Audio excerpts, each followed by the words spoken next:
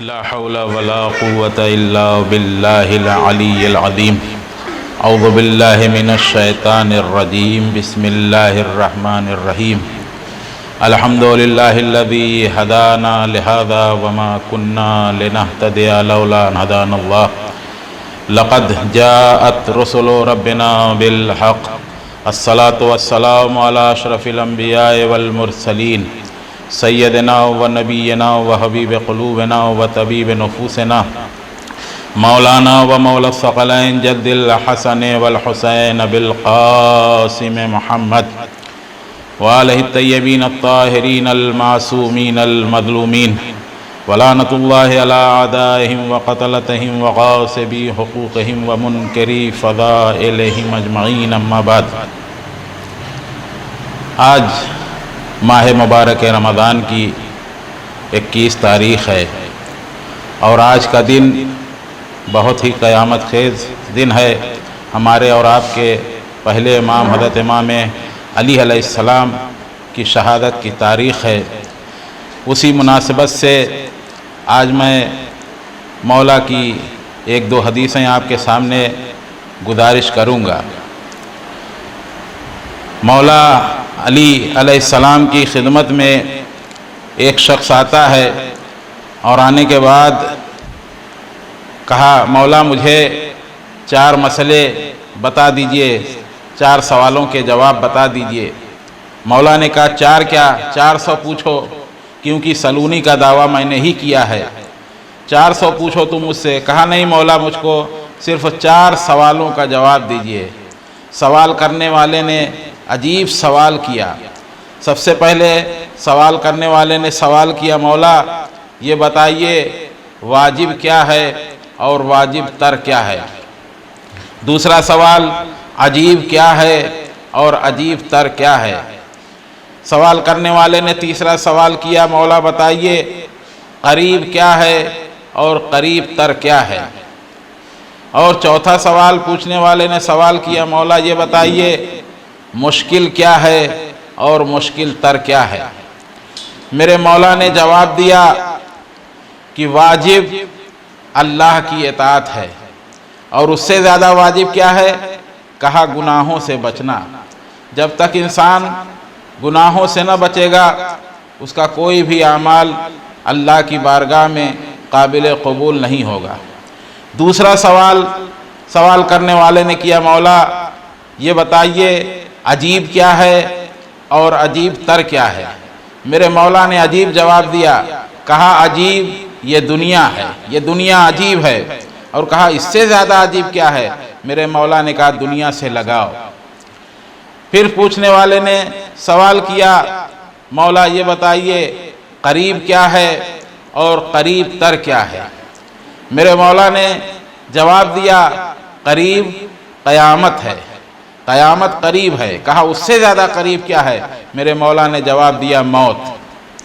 پھر سوال کرنے والے نے سوال کیا مولا یہ بتائیے مشکل کیا ہے اور مشکل تر کیا ہے. میرے مولا نے جواب دیا. کہا قبر کا مرحلہ مشکل ہے، قبر مشکل ہے. کہا اس سے زیادہ مشکل کیا ہے؟ کہا بغیر اعمال کے قبر میں جانا. یہ میرے مولا نے عجیب جواب دیا. پھر مولا کائنات کی ایک مشہور و معروف صحابی ابو طفیل فرماتے ہیں کہ ایک دن خلیفہ دوم کے دور میں میں ان کے پاس بیٹھا ہوا تھا. اچانک مدینے کا رہنے والا ایک یہودی ان کے پاس آیا اور کہا اے امیر مومنان تمہارے درمیان وہ کون ہے جو پیغمبر اسلام سے اور کتاب پیغمبر سے زیادہ آگاہی رکھتا ہے؟ میں اس سے کچھ سوال کرنا چاہتا ہوں. عمر ابن خطاب نے مولا علی کی طرف اشارہ کیا اور فرمایا یہ شخص ہم میں سے پیغمبر اور کتاب پیغمبر سے زیادہ آگاہی رکھنے والا ہے. یہودی نے مولا کائنات علی ابن ابی طالب علیہ السلام کی طرف رخ کیا تو مولا نے فرمایا کہ جو سوال کرنا چاہتے ہو وہ سوال کرو. یہودی نے کہا کہ میں 3 سوال پھر 3 سوال اور پھر 1 سوال آپ سے کروں گا۔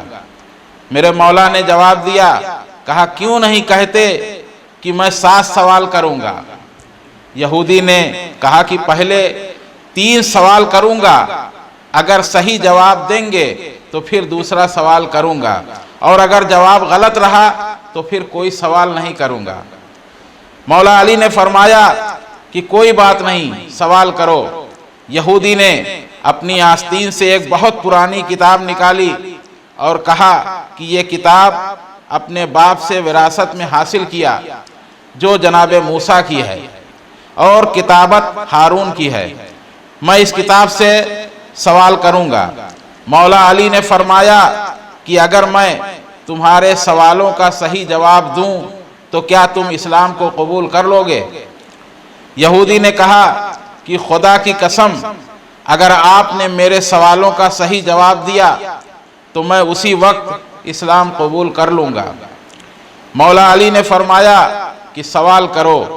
یہودی نے سوال کیا۔ پہلا سوال، یہ بتائیے کہ پہلا پتھر جو زمین پر آیا وہ کون سا پتھر ہے؟ دوسرا سوال، پہلا درخت جو زمین پر اگا وہ کون سا درخت ہے؟ تیسرا سوال، سب سے پہلا چشمہ جو زمین میں جاری ہوا وہ کون سا چشمہ ہے؟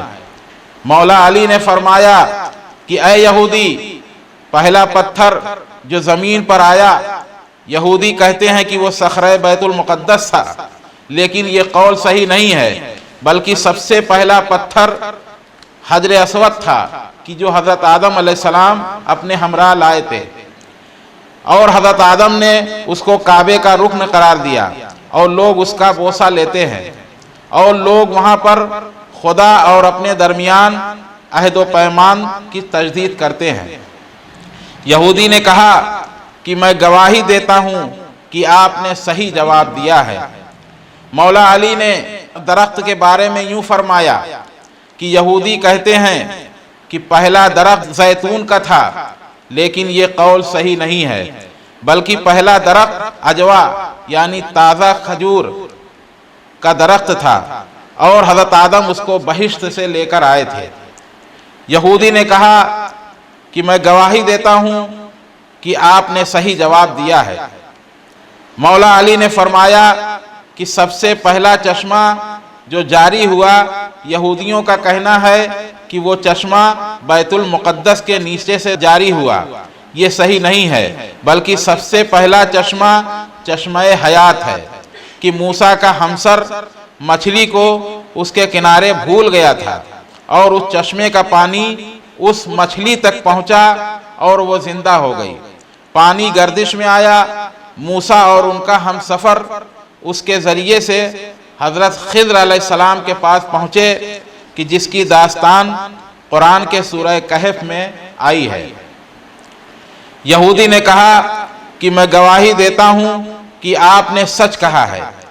پھر مولا علی نے فرمایا کہ اپنے سوالوں کو جاری رکھو۔ یہودی نے فرمایا کہ بہشت میں حضرت محمد مصطفیٰ صلی اللہ علیہ وآلہ وسلم کی جگہ کہاں ہے؟ مولا علی نے فرمایا کہ محمد کی جگہ عدن ہے، کہ جو بہشت کے وسط میں واقع ہے، جو عرش خدا کے نزدیک ہے۔ یہودی نے کہا کہ میں گواہی دیتا ہوں کہ آپ نے صحیح جواب دیا ہے۔ مولا علی نے فرمایا اے یہودی سوال کرو۔ یہودی نے کہا مجھے بتائیے کہ محمد کا وصی اس دنیا میں پیغمبر کی رحلت کے بعد چند سال زندہ رہیں گے، کیا خود موت آئے گی یا قتل کیے جائیں گے؟ مولا علی نے فرمایا کہ اے یہودی، وہ پیغمبر اسلام کی رحلت کے بعد 30 سال زندہ رہیں گے، پھر اس سر پر ضربت لگے گی، اپنے سر کی طرف اشارہ کیا۔ اس وقت یہودی جوش و خروش کے ساتھ کھڑا ہوا اور کہا کہ میں گواہی دیتا ہوں کہ اللہ تعالیٰ کے علاوہ کوئی معبود نہیں، اور محمد اللہ کے رسول ہیں۔ جیسا کہ آپ نے ملاحظہ کیا کہ یہ حدیث صراحت کے ساتھ ذکر ہوئی ہے کہ عمر ابن خطاب نے مولا علی کو امت کے سب سے بڑے عالم کے عنوان سے معرفی فرمائی ہے۔ یہودی نے بھی اس موضوع کو دریافت کیا اور صدق کے دل سے اسلام کو قبول کیا، تو مولا کائنات نے اس یہودی سے یہ بیان کیا کہ میں 30 سال رسول خدا کی زندگی کے بعد زندہ رہوں گا اور اس دنیا سے رخصت ہو جاؤں گا اور میرے سر پہ ضربت لگے گی۔ یہ مولا نے اس یہودی کو اطلاع دے دی تھی۔ عزیزان محترم، وہ دن آج آ چکا ہے کہ جو مولا کی شہادت کی تاریخ ہے، اور آپ لوگ رونے کے لیے آمادہ ہیں، کیونکہ آج کا دن قیامت کا دن ہے۔ عزاداران امام مظلوم کربلا، آج ماہ رمضان کی 21 تاریخ ہے، ہمارے پہلے امام کی تاریخ شہادت ہے۔ 19 رمضان کو آقا کو زہر آلود تلوار سے زخمی کیا گیا۔ 3 دن ہمارے مولا زخم کے ناقابل برداشت تکلیف سے تڑپتے رہے۔ جراح نے زخم دیکھ کر کہا کہ زہر کا اثر پورے جسم میں پھیل چکا ہے، اب مولا زندہ نہیں بچیں گے۔ جراح کی زبانی اپنے آقا کی خبر مرگ سن کر چاہنے والوں میں ایک کوہرام برپا ہوا۔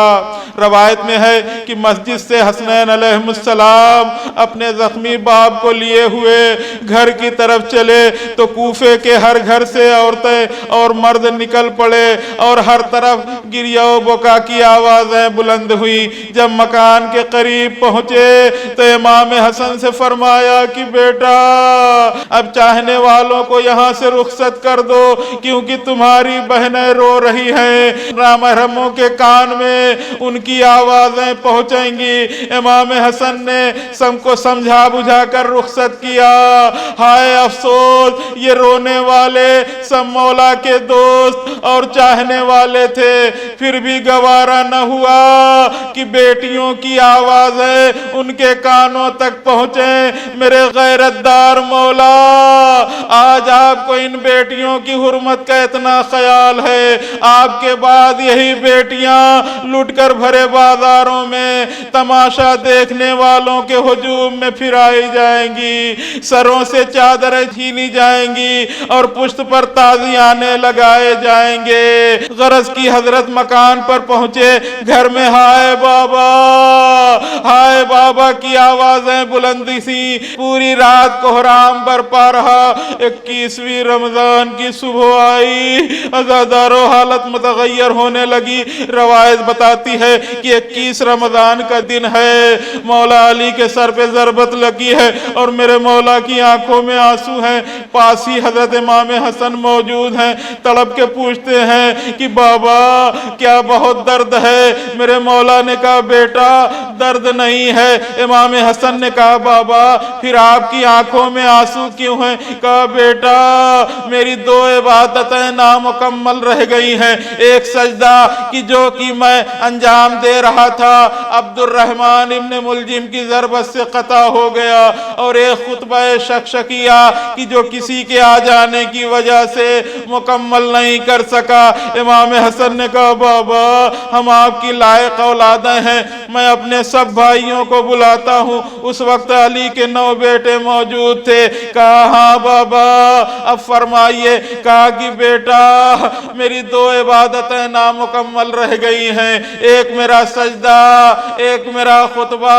کون ہے تم میں سے جو میرے سجدے کو پورا کرے؟ اس لفظ کا نکلنا تھا کہ ایک شہزادہ آگے بڑھا، 4 قدم آگے بڑھ کے کہتا ہے کہ بابا میں آپ سے وعدہ کرتا ہوں کہ میں آپ کے سجدے کو پورا کروں گا، نام ہے میرا حسین۔ لوگ کہا کریں گے مظلوم کربلا، بابا آپ نے سجدہ کیا تھا سائے میں، حسین سجدہ کرے گا دھوپ میں۔ آپ نے سجدہ کیا تھا گھر کے قریب، حسین سجدہ کرے گا بے گھر ہو کر۔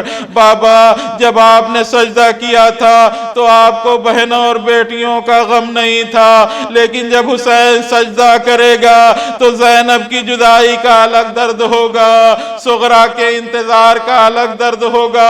بابا میں اس طرح سے تیرے سجدے کو پورا کروں گا۔ علی نے کہا ہاں مجھے یقین ہو گیا، میرا بیٹا حسین میرے سجدے کو پورا کرے گا۔ اب بتاؤ کہ تم میں سے میرے خطبے کو کون پورا کرے گا؟